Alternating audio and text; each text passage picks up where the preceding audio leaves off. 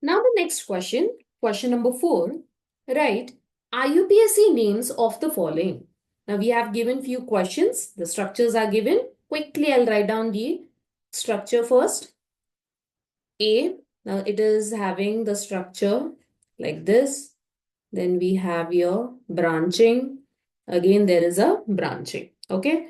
Let us now quickly start the numbering first. Now, from which side we are going to number? Left or right, or left to right, or right to left. Okay. First, let me check from left to right. So, if I'm going left and right, left to right, what is the position of the carbon atom? This is 1, 2, 3, 4, 5, 6, and 7. Clear? But if I look into the other chain, there is one more chain. I can also select the other chain. This is 1, 2, 3, 4, 5, 6, 7, 8, and 9. So I can take this as the longest chain, right? Not the previous one. Now coming to the naming.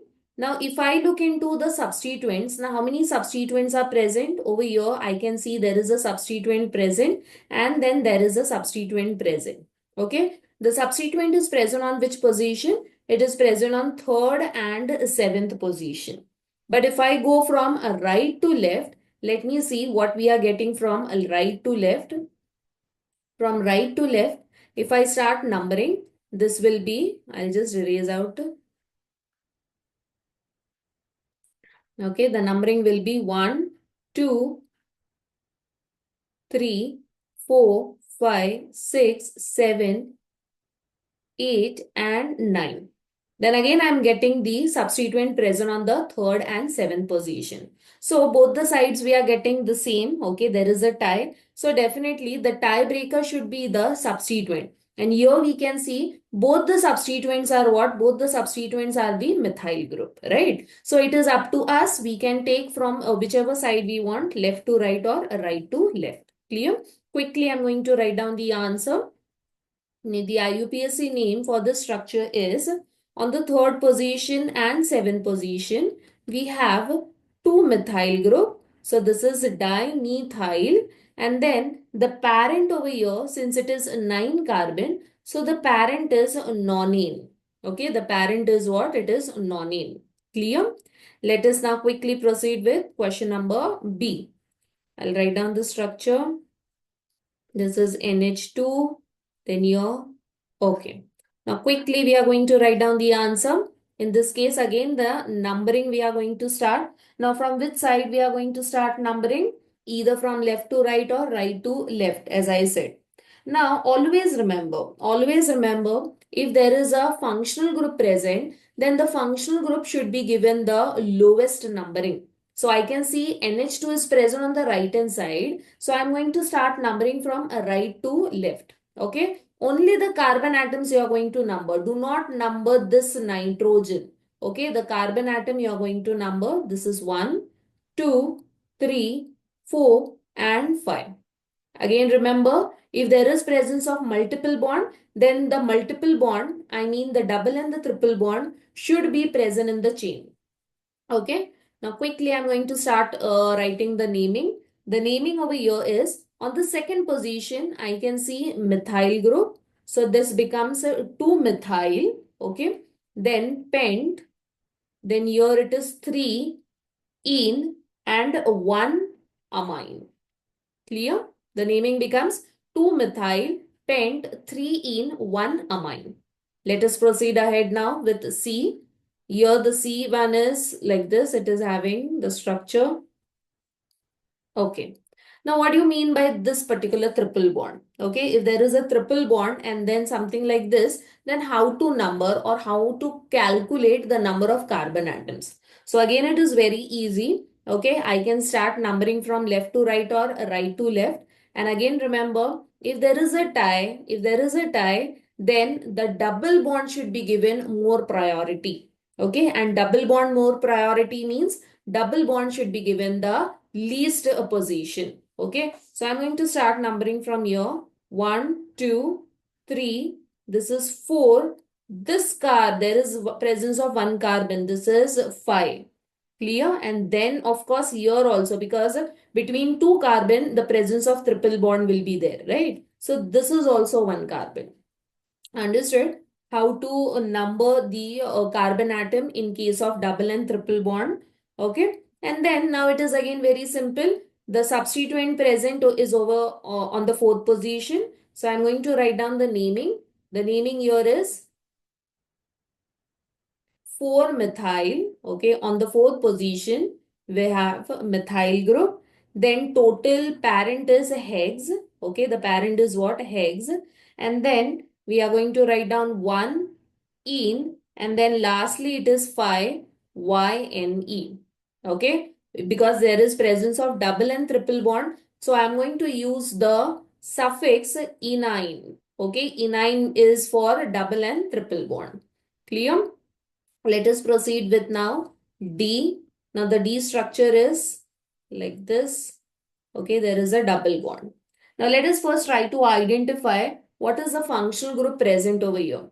Now in this case, the functional group is, I can see this group. Okay, this group is nothing but RCOOR, isn't it? Okay, so basically this is nothing but this is the structure of ester. Okay, or the functional group present is ester. Now how to name the ester group? Now wherever you find the carbonyl group, now which is the carbonyl group? I'll write down the formula for ester. This is COOR. Okay. Now this C double bond O, okay, this C double bond O is present over here, right? So this should be given the first position. Clear? I'm going to give this the first position. Now coming to the left hand side, this particular, if I write down the general formula, so this entire functional group will be bonded to R. Clear? So this R we are going to now start numbering, because the other side R, I mean to say this OR, it can be written as what? It can be written as the prefix, right? So over here, I'm going to write down this as R ethyl. This is ethyl. And then the left hand side, this is 1, 2, 3, because more number of carbon atoms are present on the left hand side. So that will become the parent, right? So this is ethyl.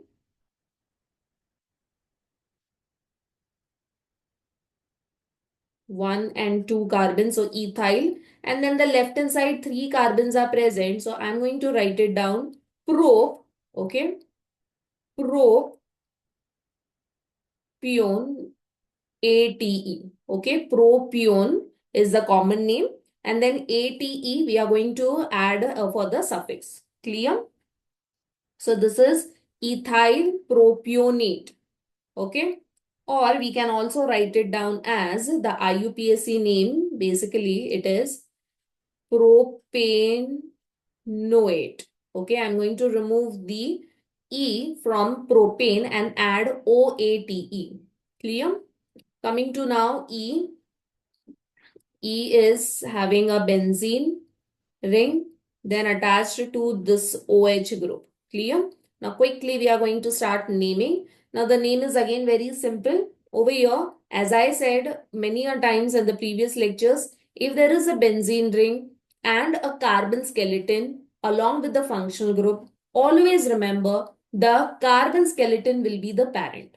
Now which is a carbon skeleton? These two are the carbon. Okay, so this will be the longest chain. Now I'm going to start numbering. Definitely, the lowest numbering should be given to the functional group, not the benzene ring, right? The functional group here is OH. So I'm going to give this as first position and second position to the benzene ring. So how you are going to write down the naming? The naming in this case is 2-phenyl ethanol. Okay, this becomes a 2-phenyl ethanol. Clear? Now let us write down F. Now the F is having again a benzene, and then we have OH and CH3. So again the similar way. Now which two functional groups are present? Here we have a OH group present. At the same time we have a methyl group present. Okay. Now we know that the special names are given for benzene. Now if benzene is attached to OH group, we call it as phenol. So the parent here becomes a phenol. Okay, the parent is phenol, and then it will be given the lowest position, that is number 1. So this is 1, this thing is 2, and then this carbon will be third carbon. So on the third carbon, we have methyl group. So I'm going to write down 3-methyl phenol. Okay, 3-methyl phenol.